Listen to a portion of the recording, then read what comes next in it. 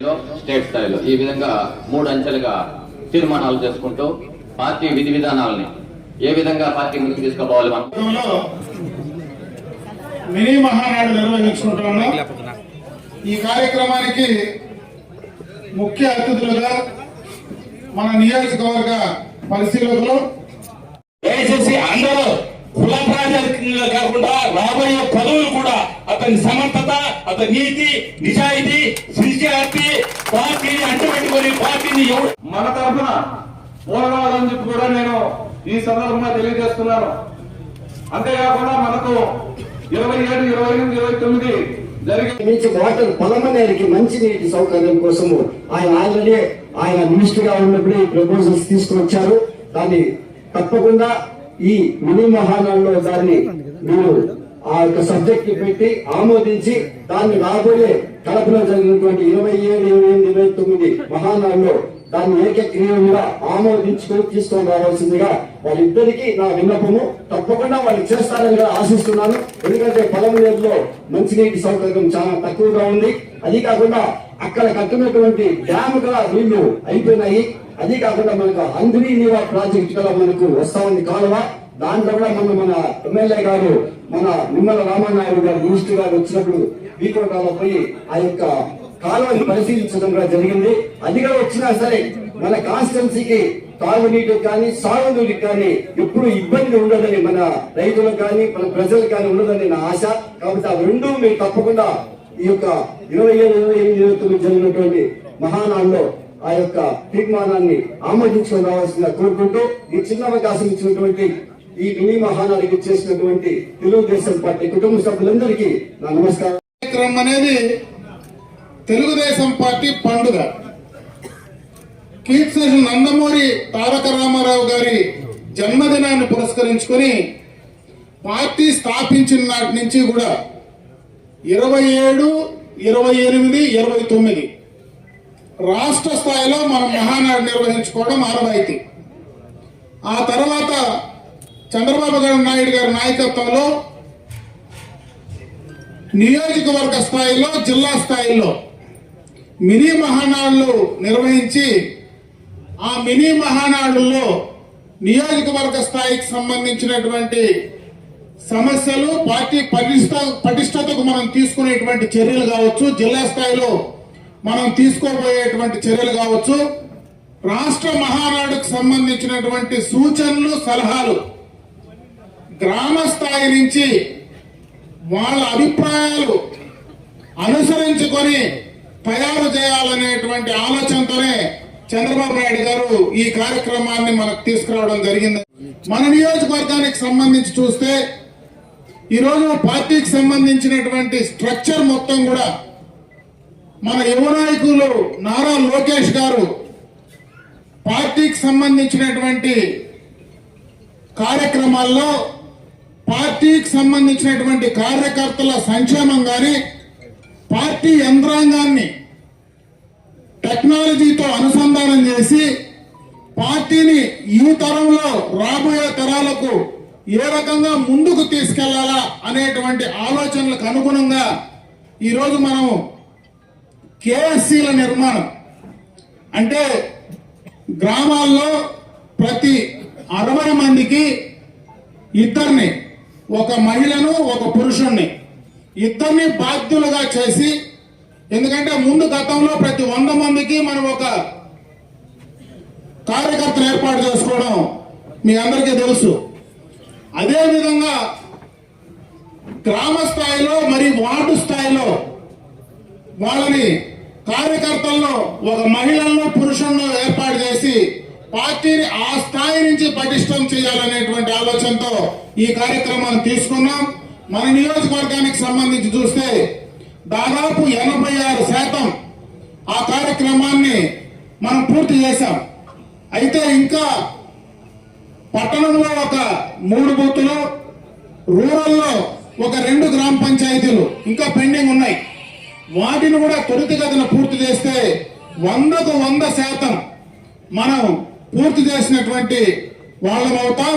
రాష్ట్రంలో చాలా నియోజకవర్గాల్లో 100% చేసినటువంటి సందర్భాలు ఉన్నాయి. కాబట్టి ఆ మిగిలిపోయినటువంటి వాటిని కూడా పూర్తి చేసి ఇవ్వడానికి చర్యలు తీసుకోవాలని చెప్పి ఈ సందర్భంగా నేను మిమ్మల్ని కోరుకుంటాను. 129. అదేవిధంగా టౌన్ లో 243, 244, 246, 247 4 బూతులు టౌన్ లో పెండింగ్ ఉన్నాయి.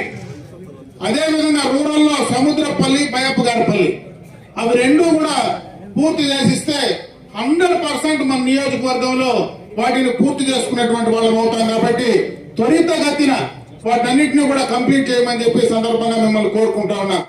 అంటే మండల స్థాయి కమిటీలు వాటిని కూడా పూర్తి చేసిన తర్వాత అనుబంధ సంఘాలు కూడా కంప్లీట్ చేసుకుంటే తర్వాత మనం జిల్లా మినీ మహానాడులో ఆ కార్యక్రమాలు చేయడం, ఈ స్ట్రక్చర్ ఏదైతే ఈ రోజు మనకు పార్టీ ఇచ్చిందో వాటిని త్వరితగతిన కంప్లీట్ చేసి ఇవ్వమని చెప్పి నేను ఈ సందర్భంగా మిమ్మల్ని కోరుకుంటా ఉన్నా. ఇంకా చాలా మండలాల్లో ఈ యొక్క గ్రామ కమిటీలు పెండింగ్ ఉన్నాయి. వాటిని కూడా రేపు మళ్ళా మనం మహానాడుకు వెళ్లే లోపలనే వాటిని పూర్తి స్థాయిలో మనం చేయాలా.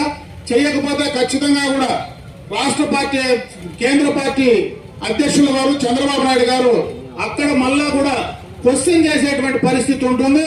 మన నియోజకవర్గానికి సంబంధించి ఇంకా పార్టీకి సంబంధించినటువంటి స్ట్రక్చర్లు మనం పూర్తి చేయలేదనేటువంటి మాట దయచేసి రేపు మహానాడులో మనకు ఆ మాట రాకుండా చేసేటువంటి బాధ్యత ఈ రోజు ఇక్కడ ఉన్నటువంటి పార్టీ అధ్యక్షులు కానీ అదే విధంగా క్లస్టర్ ఇన్ఛార్జీలు, యూనిట్ ఇన్ఛార్జీలు దాన్ని బాధ్యత తీసుకొని చేయమని చెప్పి నేను మరొక్కసారి ఈ మినీ మహానాడు సందర్భంగా మిమ్మల్ని అందరినీ కూడా కోరుకోవడం జరుగుతా ఉందని చెప్పి ఈ సందర్భంగా తెలియజేసుకుంటున్నా.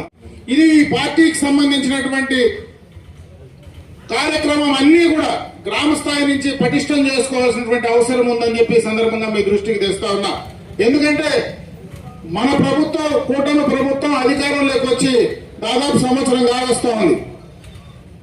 ఈ సంవత్సర కాలంలో మనం ఏం కార్యక్రమాలు చేశాం, ఎక్కడ మనం ఇంకా కూడా చేయాల్సినటువంటివి ఉన్నాయి. గతంలో మనం ఎన్నికలకు మునుపు మన పార్టీకి సంబంధించినటువంటివి ఏమేం మనం చెప్పాం, దాన్ని ఎంతవరకు మనం పూర్తి చేశాం, వాటన్నిటినీ కూడా చేసినవి ప్రజల్లోకి తీసుకెళ్లడం, చేయవలసినవి పార్టీ మీద ఒత్తిడి తీసుకొచ్చి వాటిని పూర్తి చేసేటువంటి కార్యక్రమాన్ని తీసుకోవడం. గత ఎన్నికలకు మునుపు ఏదైతే 2014-19 మధ్య మనం ఏవైతే ఆ రోజు పనులు చేయించామో గతంలో చంద్రబాబు నాయుడు గారు ముఖ్యమంత్రిగా, దానికి సంబంధించినటువంటి బిల్లులన్నీ కూడా దాదాపు చాలా పెండింగ్ లో ఉన్నాయి. ఆ రోజే మనం అన్ని కూడా కోర్టులో వేసాం. దాదాపు చాలా వరకు మనం కంప్లీట్ చేశాం. ఈ రోజు పార్టీ కూడా మరి చంద్రబాబు నాయుడు గారు మొన్ననే ఒక డైరెక్షన్ కూడా ఇవ్వడం జరిగింది. ఏదైతే ఎస్డిఎఫ్ గాని, ఎస్డిపి గాని, బిఆర్జిఎఫ్ గాని, అదే విధంగా జిల్లా పరిషత్ గాని, ఇవి ఏవైతే ఈజీఎస్ అంటే ఉపాధి హామీ పథకానికి సంబంధించి దాదాపు పూర్తిగా కూడా 90-95%, 99% ఎవరైతే ఇచ్చారో వాటినన్నింటినీ కూడా కంప్లీట్ చేశాం. మిగిలిపోయినవి ఏవేవైతే ఉన్నాయో వాటిని అప్లోడ్ చేయమండి. మేము దాదాపు ఈ యొక్క మహానాడుకు లోపలనే ఆ జిల్లా పరిషత్ ఫండ్స్ కానీ, కలెక్టర్ స్పెషల్ గ్రాంట్స్ కానీ అవన్నీ కూడా మేము ఇస్తామని కూడా చెప్పారు. దయచేసి ఎవరికైనా ఆ పెండింగ్ పేమెంట్స్ ఉంటే మీరు సంబంధిత అధికారుల దగ్గరకు పోయి వాటిని ఇమీడియట్ గా అప్లోడ్ చేసేటువంటి కార్యక్రమం చేయండి. ఖచ్చితంగా రేపు ఎప్పుడు అయినా కూడా మనకు వచ్చేటువంటి అవకాశం ఉంది. దాన్ని మనం చేయలేకుండా పోతే ఖచ్చితంగా కూడా ఈ దఫా మనం ఏదైతే అప్లోడ్ చేయలేకపోతే మళ్ళీ ఆ డబ్బులు తెచ్చుకోవడానికి పరిస్థితి లేదు. ఎందుకంటే 14th ఫైనాన్స్ లో మనకు చాలా పెండింగ్ ఉన్నాయి. ఇప్పుడు ఆల్రెడీ మన 15th ఫైనాన్స్ వచ్చేసింది. 14th ఫైనాన్స్ డబ్బులు రావాలంటే ఒకేసారి మళ్ళా ప్రభుత్వం రిలీజ్ చేయాల్సి వచ్చినటువంటి పరిస్థితి ఉంది. కాబట్టి వాటిని మీరు ఇప్పుడే త్వరితగతిన ఎవరికి పెండింగ్ ఉంటే వాళ్ళన్నీ కూడా అప్లోడ్ చేసి ఆ కార్యక్రమాలు చేయమని చెప్పి నేను కార్యకర్తలందరికీ కూడా తెలియజేసుకుంటాను. మనం పోయినా కూడా పెన్షన్లు, కార్డుల గురించి మనం ప్రశ్నిస్తా ఉన్నారు. కార్డులకు సంబంధించి కొత్త కార్డులు ఏవైతే ఉన్నాయో వాటిలో ఈ రోజు అప్లై చేసుకోమని చెప్పి అన్ని కూడా సచివాలయాల్లో వాటిని ఆ యొక్క దానికి సంబంధించినటువంటి ఓపెన్ అయినాయి. దాంట్లో కొత్త కార్డులు కానీ, యాడింగ్స్, డిలీటింగ్స్ కానీ అవన్నీ కూడా చేసుకోవడానికి ఈరోజు అవకాశాలు ఉన్నాయి. దాన్ని కూడా మనం కార్యకర్తలందరూ కూడా ఎక్కడైతే ఆ గ్రామాల్లో ఉన్నటువంటి మనం మిమ్మల్ని అడిగినటువంటి వాళ్ళకి చెప్పేది కంప్లీట్ చేయమని చెప్పి సందర్భంగా మీ అందరి దృష్టికి తెస్తా ఉన్నా. ఇంకొక పక్క పెన్షన్లకు సంబంధించి ఎవరైతే భర్తలు చనిపోయినటువంటి వితంతువులు ఉన్నారో దానికి ఒక కట్ ఆఫ్ డేట్ పెట్టారు. ఆ కట్ ఆఫ్ డేట్ లోపల ఉండే వాళ్ళందరికీ కూడా కంప్లీట్ చేయండి. మళ్ళా రాబోయే కాలం త్వరలోనే కొత్త పెన్షన్లు కూడా ఇవ్వాలనేటువంటి నిర్ణయాన్ని కూడా తీసుకోవడం జరుగుతూ ఉంది. దానికి సంబంధించి ఆ కొత్త పెన్షన్లు డేట్ అనౌన్స్ చేసిన తర్వాత గత ప్రభుత్వంలో నిజంగా అర్హులైనటువంటి తెలుగుదేశం పార్టీ నాయకులు కుటుంబాల్లో ఉండేటువంటి వాళ్లకు మన దౌర్జన్యంగా మరి ఆ రోజు పెన్షన్లు తీసివేయడం కూడా జరిగింది.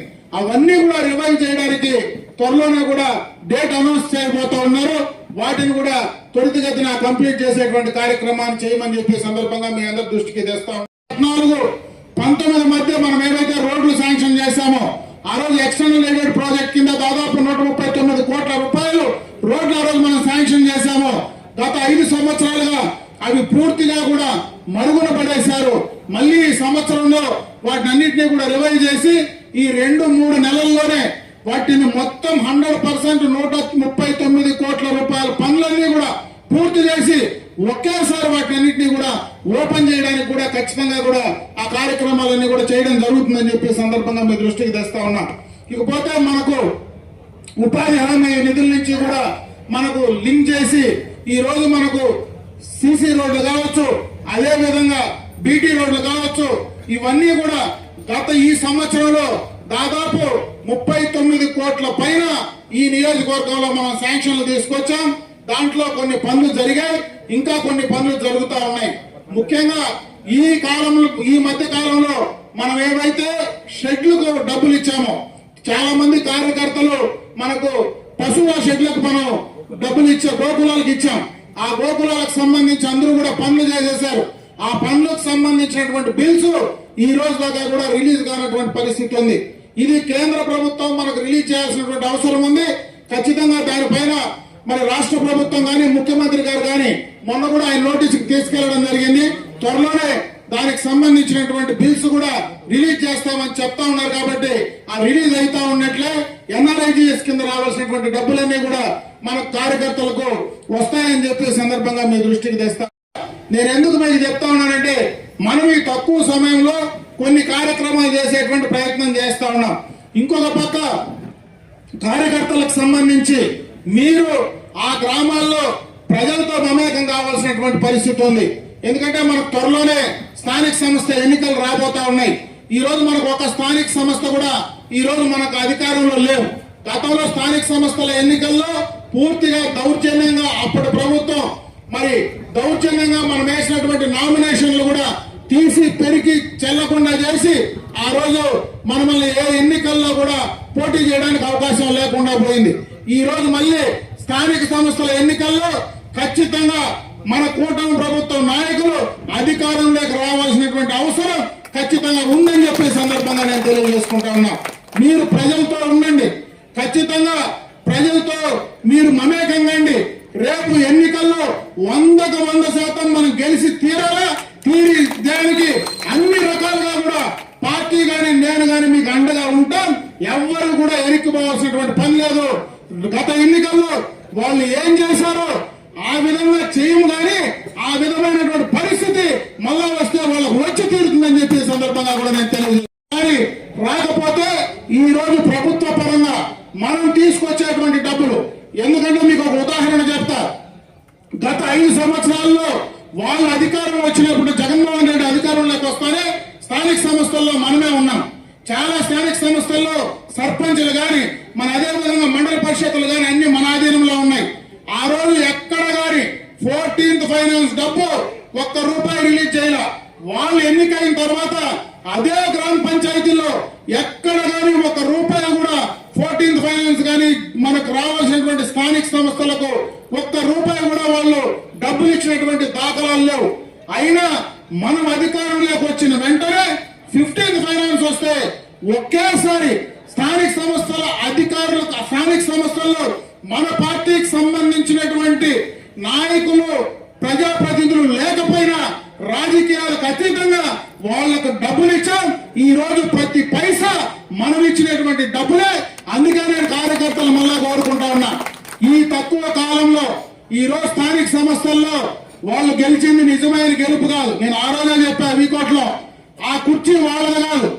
ఈ రోజు మనం ఇచ్చినటువంటి డబ్బులు మనం ఇచ్చిన డబ్బులే, వాళ్ళ డబ్బులు కాదు. అందుకే ఏ కార్యకర్త ఆ గ్రామ పంచాయతీలో ఉండిన ఏ కార్యకర్త ఆ యొక్క పరిధిలో ఉన్న ఈ రోజు ఆ సర్పంచ్లు మీరే, ఆ మండల పరిషత్తు మీరే ఖర్చు పెట్టండి, మీరే చేయండి అని చెప్పే సందర్భంగా నేను తెలియజేసుకుంటాను. కాబట్టి ఆ స్థానిక సంస్థల్లో రేపు మన కూటమి ప్రభుత్వంలో మనం తెచ్చేటువంటి ప్రతి పైసా మన ద్వారానే ప్రజలకు చేరే విధంగా, అది మీ ద్వారా కార్యకర్తల ద్వారానే ప్రజలకు చేరే విధంగా చర్యలు తీసుకుందాం. దానికి నేను బాధ్యతగా ఉంటాను, మీరు చేయమని చెప్పి సందర్భంగా మిమ్మల్ని అందరినీ కూడా కోరుకుంటా ఉన్నా. అదే విధంగా అధికార పార్టీకి వచ్చిన తర్వాత కొన్ని సమస్యలు ఉంటాయి. నేను ఒకటే మిమ్మల్ని కోరుకుంటా ఉన్నా, మనం అధికారంలో ఉన్నాం. ఈ రోజు కార్యకర్తలు మీరందరూ ఉన్నారు, గ్రామాల్లో నాయకత్వం ఉంది. ఈ నాయకులు సమన్వయంతో సమిష్టిగా మీరు ప్రజల దగ్గరికి పోండి, సమిష్టిగా మీరు ఏం పనులు చేయాలనో కలిసి చేయండి. మీరు చేయడానికి మిమ్మల్ని అన్ని రకాలుగా, అటు రాజకీయ పార్టీగా ఎవరు రాజకీయ నాయకులుగా ఎవరు అక్కడ ఫిట్ అవుతారో, ఎవరు ఇంకొక రకంగా ఆర్థికంగా ఫిట్ అవుతారో మీరు తేల్చుకుంటే ఖచ్చితంగా మిమ్మల్ని ఆర్థికంగా బలోపేతం చేయడానికి గాని, మిమ్మల్ని రాజకీయంగా బలోపేతం చేయడానికి గాని ఖచ్చితంగా పార్టీ మీకు అండగా ఉంటుంది. నేను ఈ నియోజకవర్గంలో మీకు అండగా ఉంటాను. కాబట్టి మీరు స్థానికంగా ఎక్కడ కూడా ఒకరితో ఒకరు అధికారంలో ఉండామని పొరపచ్చాలు పెట్టుకోవాల్సిన పని లేదు. ఎందుకంటే మనకు ఉండే సమయం ఇంకా 4 సంవత్సరాలు, మళ్ళీ మనం ప్రజల్లోకి వెళ్ళాలి. ఈ సమయాన్ని మీరు వేస్ట్ చేయొద్దండి, ప్రజలకు మంచి చేయండి, మీరు బాగుపడండి, మీరు సక్రమంగా పేరు సంపాదించుకోండి. ఆర్థికంగా రాజకీయంగా బలపడడానికి మీరు అన్ని రకాలుగా కూడా ముందుకు వస్తే ఖచ్చితంగా కూడా మీకు అన్ని రకాల అండ ఉంటుంది. మీరు బాగుంటే, మీరు బాగా బలంగా ఉంటే పార్టీ బలంగా ఉంటుంది, పార్టీ బలంగా ఉంటే మేము బలంగా ఉంటాం, నేను బలంగా ఉంటే చంద్రబాబు నాయుడు బలంగా ఉంటాడని చెప్పి వాటిని దయచేసి మీరు గుర్తుంచుకోండి అని చెప్పి సందర్భంగా మీ దృష్టికి తెస్తాం. దేనికో ఆశపడి నేను పనిచేయాల, దేనికో ఆశపడి నేను కార్యక్రమాలు చేయాల. ఈ రోజు పనిచేసింటే ఖచ్చితంగా కూడా చంద్రబాబు నాయుడు గారు మనకు అవకాశం ఎప్పుడైనా ఎక్కడైనా, నేను ఏ రోజు ఆయనకు నేను ఈరోజు ఇక్కడ నిలబడి చెప్తా ఉన్నా, నా రాజకీయ జీవితంలో నేను ఒక్క రోజు కూడా ఈ రోజు పార్టీని కానీ చంద్రబాబు నాయుడు గారిని నాకు అసెంబ్లీ టికెట్ ఇవ్వమని గాని, నాకు మంత్రి పదవి ఇవ్వమని గాని నేను ఇంతవరకు ఎప్పుడు ఆయన అడగలే. నేను అడగకుండానే ఆయన నాకు ఎప్పుడు ప్రతిసారి ఆ యొక్క అసెంబ్లీ టికెట్ బీఫారం నా ఇంటికి పంపించినాడు. మొన్న కూడా చాలా మంది నేను బయటకు వచ్చిన తర్వాత, పార్టీ నుంచి బయటకు వచ్చిన తర్వాత ఆ రోజు నేను మంత్రి నాకు ఇస్తే నేనేందో మంత్రి పదవి కోసం పోయినాను అనుకున్నారు. నేను మంత్రి పదవి ఇవ్వమని ప్రమాణంగా చెప్తా ఉన్నా. నేను చంద్రబాబు నాయుడు గారిని ఏ రోజు మంత్రి పదవి గురించి నేను అడిగినటువంటి వాడిని కాదు, నేను అడగను కూడా అని చెప్పి సందర్భంగా మీ దృష్టికి తెస్తా ఉన్నా. పార్టీ క్రమశిక్షణ కలిగినటువంటి కార్యకర్తగా, నాయకుడిగానే పనిచేశా. ఈ రోజు మండల స్థాయిలో మండల యువత అధ్యక్షుడిగా పనిచేసి, మండల స్థాయిలో మండల పార్టీ అధ్యక్షుడిగా పనిచేసి, జిల్లా స్థాయిలో జిల్లా పార్టీ అధ్యక్షుడిగా పనిచేసి, రాష్ట్ర స్థాయిలో రాష్ట్ర యువత అధ్యక్షుడిగా పనిచేసి, ఈ రోజు రాష్ట్రంలో జనరల్ సెక్రటరీగా ఒక జోన్ ఇన్ఛార్జ్ గా పనిచేసినటువంటి అవకాశం నాకు పార్టీ కల్పించింది. గ్రామ స్థాయి సర్పంచ్ నుంచి ఈ రోజు నేను ఎదిగినానంటే కీర్తన నందమూరి తారక రామారావు గారి భిక్ష. నేను ఎక్కడున్నా రామారావు గారి పటాన్ని నేను ఆ రోజు పార్టీ నుంచి బయట పోయినా నా ఇంట్లో ఎల్లో కుర్చీ దీలా, నాకు ఎన్టీ రామారావు ఫోటో దీలా. కాబట్టి పార్టీ క్రమశిక్షణ కలిగినటువంటి కార్యకర్త నాయకుడే. ఇన్ని దఫాలు నేను 7 సార్లు అసెంబ్లీకి పోటీ చేస్తే, ఎన్నిసార్లు నేను ఎమ్మెల్యే అయితే, ఒకసారి నేను మంత్రి చేస్తే, మళ్ళా నేను ఆ మంత్రి పదవి కోసమో ఎమ్మెల్యే పదవి కోసమో ఈ రోజు రాజకీయంగా నేను తగ్గే పరిస్థితి లేదు. నేను మీకోసమే పనిచేస్తా, పార్టీ కోసమే పనిచేస్తానని చెప్పి సందర్భంగా తెలియజేసుకుంటున్నాను.